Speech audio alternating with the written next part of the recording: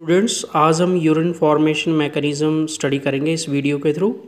Urine formation जो कि kidney के अंदर कंप्लीट होती है और एक्चुअली ये नेफ्रॉन के अंदर कंप्लीट होती है और एक दिन में 1.5 लीटर यूरिन प्रोड्यूस करती हैं दोनों किडनी।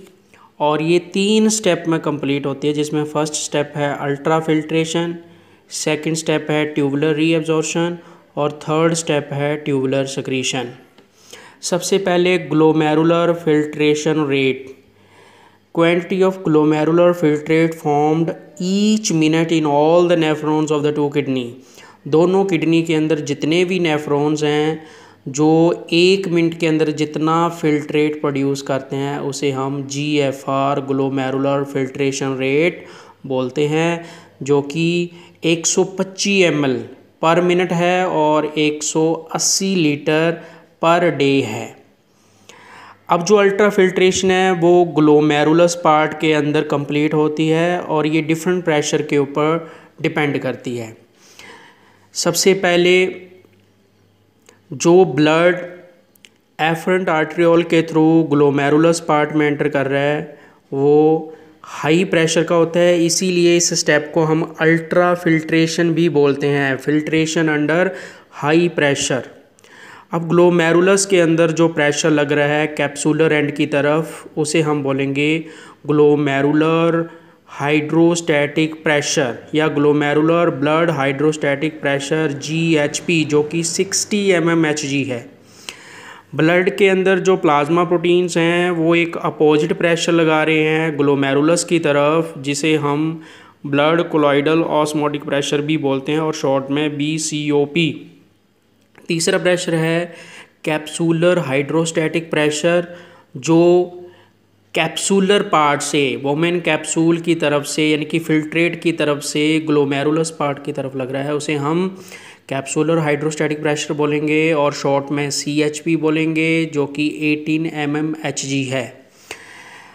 अब यहाँ पे जो डिफरेंट प्रेशर लग रहे हैं इनसे हम इफ़ेक्टिव फिल्ट्रेशन प्रेशर कैलकुलेट कर सकते हैं। एक्चुअली यही वो प्रेशर है जिसके कारण यहाँ पे फिल्ट्रेशन स्टेप कंप्लीट होता है और इसके लिए यहाँ पे फार्मूला दिया हुआ है GHP minus sum total of BCOP and CHP, और इसे कैलकुलेट करके हमारे पास 10 mmHg जो कि इफेक्टिव फिल्ट्रेशन प्रेशर है, जिसके कारण यहाँ पे ग्लोमेरुलस में अल्ट्रा फिल्ट्रेशन स्टेप कंप्लीट होता है। अगर हम फिल्ट्रेशन फ्रैक्शन की बात करें तो इसके लिए भी फार्मूला हमारे पास है GFR upon RPF, glomerular filtration rate upon renal plasma flow into 100। अब GFR हमारे पास 125 ml पर मिनट है और RPF हमारे पास 650 ml पर मिनट है। उसको 100 से मल्टीप्लाई करके हमारे पास 19.2%, यानी कि जितना ब्लड ग्लोमेरुलस के अंदर एंटर कर रहा है उसमें से सिर्फ 19.2% पार्ट ही फिल्ट्रेट में कन्वर्ट होगा। सेकंड स्टेप हमारे पास है सेलेक्टिव रीअब्जॉर्प्शन, जिसका मतलब है कि फिल्ट्रेट में से जो यूज़फुल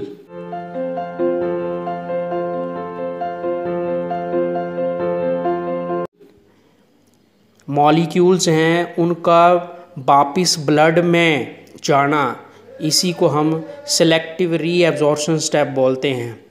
और इसमें यूज़फुल मटेरियल जो है जैसे वाटर, हार्मोन, एमिनो एसिड और इवन यूरिया, जो कि हार्मफुल है, लेकिन स्मॉल अमाउंट में यूरिया का भी यहाँ पे ट्रांसपोर्ट फिल्ट्रेट से ब्लड की तरफ हो रहा है, लेकिन कम मात्रा में हो रहा है।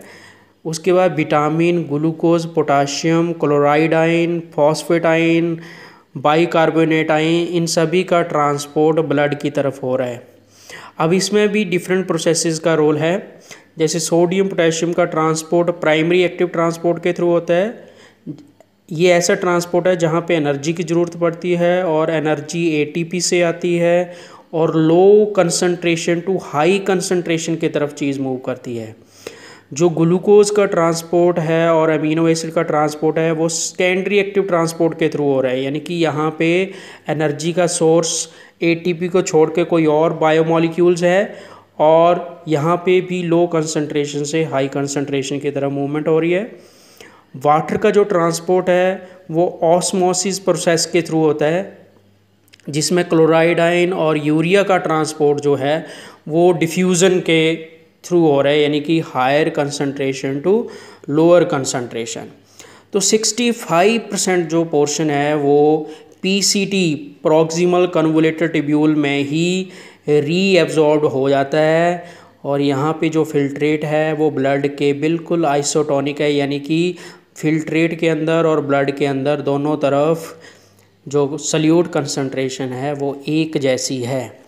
अगर हम लूप ऑफ हैनल की बात करें, यहाँ पे 10% रीएब्जॉर्प्शन होती है और जो descending limb of loop of Henle है वहाँ पे वाटर की मेनली रीएब्जॉर्प्शन होती है और यहाँ पे जो फिल्ट्रेट है वो हाइपरटोनिक है, यानी कि सल्यूट की कंसंट्रेशन फिल्ट्रेट में ज़्यादा है, ब्लड में कम है।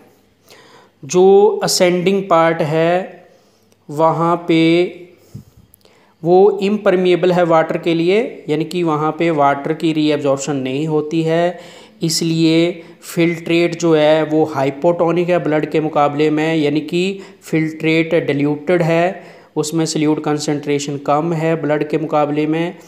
और यहाँ पे बाकी आयंस की रीएब्जॉर्प्शन होती है, जैसे कि sodium ion, chloride ion, potassium ion, magnesium ion और कैल्शियम आयन। अगर हम डीसीटी पार्ट की बात करें तो यहाँ पे 19% रीएब्जॉर्प्शन होती है फिल्ट्रेट की, लेकिन यहाँ पे जो रीएब्जॉर्प्शन है वो कंडीशनल है, वो कंडीशन पे ऊपर डिपेंड करती है। जैसे कि अगर वाटर की रीएब्जॉर्प्शन की बात करें हम, तो वाटर की रीएब्जॉर्प्शन हमारे वाटर ड्रिंकिंग के ऊपर डिपेंड करती है। If we drink less water, तब पोस्टीरियर लोब ऑफ पिट्यूटरी से एक हार्मोन प्रोड्यूस होता है एंटी डायूरेटिक हार्मोन, और ये anti diuretic hormone posterior lobe of pituitary से रिलीज़ हुआ है और ये डीसीटी के ऊपर एक्ट करके वाटर की रीएब्जॉर्प्शन करवाता है। और यहाँ पे जो फिल्ट्रेट है वो आइसोटोनिक है, यानी कि दोनों तरफ जो सल्यूट की कंसंट्रेशन है वो सेम है। इसी पार्ट में जो सोडियम आयन की रीएब्जॉर्प्शन है वो भी कंडीशनल है, वो एक हार्मोन जिसका नाम है एल्डोस्टेरोन के ऊपर डिपेंड करती है और एल्डोस्टेरोन एड्रिनल कॉर्टेक्स से रिलीज़ होता है। और यहाँ पे एड्रिनल कॉर्टेक्स तभी स्टिमुलेट होती है इस हार्मोन को प्रोड्यूस करने के लिए अगर लो बीपी, लो ब्लड प्रेशर होगा तभी। अब जब एक्चुअली यहाँ पे एक रास सिस्टम वर्क कर रहा है, यानी कि रेनिन एंजियोटेंसिन एल्डोस्टेरोन सिस्टम, जब ब्लड प्रेशर लो हो जाता है तो नेफ्रॉन के ही जक्स्टाग्लोमेरुलर पार्ट से एक एंजाइम लाइक कंपाउंड रिलीज होता है जिसे हम रेनिन बोलते हैं। वो रेनिन ब्लड प्लाज्मा के अंदर जो एंजियोटेंसिनोजन फैक्टर है उसे कन्वर्ट करके एंजियोटेंसिन 2 में कन्वर्ट कर देता है। फिर ये एंजियोटेंसिन 2 दो तरह से वर्क करता है, एक तो ये पीसीटी पार्ट में एक्ट करके एंजियोटेंसिन 2 NaCl की रीएब्जॉर्प्शन करवाता है और दूसरा ये एड्रिनल कॉर्टेक्स को स्टिमुलेट करता है टू प्रोड्यूस एल्डोस्टेरोन और फिर एल्डोस्टेरोन सोडियम आयन की रीएब्जॉर्प्शन डीसीटी पार्ट में करवाता है। तो यहाँ पे रास सिस्टम जो है वो ब्लड प्रेशर को इंक्रीज़ करने में हेल्प कर रहा है, लेकिन इस रास के अपोजिट भी एक फैक्टर वर्क करता है जिसे हम एंटी नाट्रियूरेटिक फैक्टर भी बोल सकते हैं, जो कि हार्ट की राइट वॉल से, राइट एट्रियल वॉल से ये फैक्टर रिलीज होता है और ये एंटागोनिस्टिक है RAAS सिस्टम के। ये दोनों ही मिलके यहाँ पे osmolarity, salt concentration, blood volume और ब्लड प्रेशर को मेंटेन करते हैं। जो डीसीटी पार्ट में एडीएच हार्मोन प्रोड्यूस हो रहा है, अगर इस हार्मोन की कमी हो जाए तो एक डिज़ीज़ भी होती है जिसे हम डायबिटीज़ इंसिपिडस बोलते हैं, और जिसके कारण शुगर जो है वो वाटर के थ्रू और यूरिन की हेल्प से बाहर चली जाती है और जिसके अंदर बॉडी के अंदर वीकनेस आ जाती है। अगर हम कलेक्टिंग डक्ट और कनेक्टिंग डक्ट्यूल की बात करें तो यहाँ पे 5 to 6% रीअब्जॉर्प्शन होती है।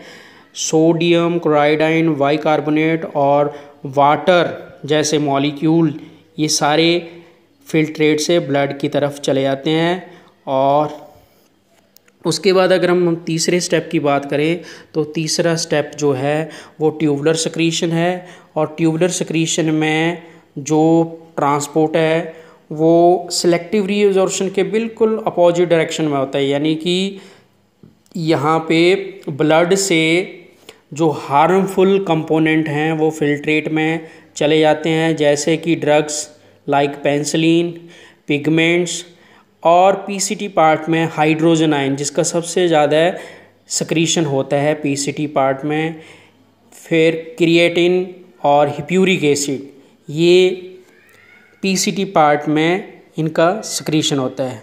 उसी तरह लूप ऑफ हैनल में यूरिया का ट्यूबुलर सक्रीशन होता है, और जो डीसीटी पार्ट है उसमें पोटाशियम आयन, हाइड्रोजन आयन और अमोनिया का जो है वो सक्रीशन होता है, ट्यूबुलर सक्रीशन होता है। उसी तरह कलेक्टिंग डक्ट भी सक्रीशन में हेल्प करती है, जिसमें पोटाशियम आयन, हाइड्रोजन आयन इनका ट्यूबुलर सक्रीशन होता है।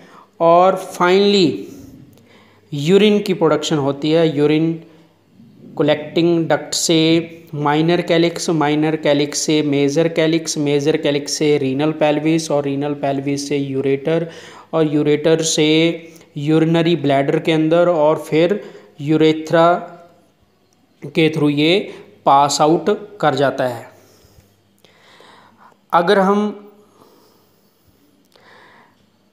हाइड्रोजन आयन और NH3 अमोनियम आयन की बात करें तो ये पीसीटी और डीसीटी पार्ट में इन दोनों का जो है सक्रीशन होता है, और ये ब्लड की पीएच जो कि 6 to 8 उसको मेंटेन करने में भी हेल्प करते हैं। Thank you.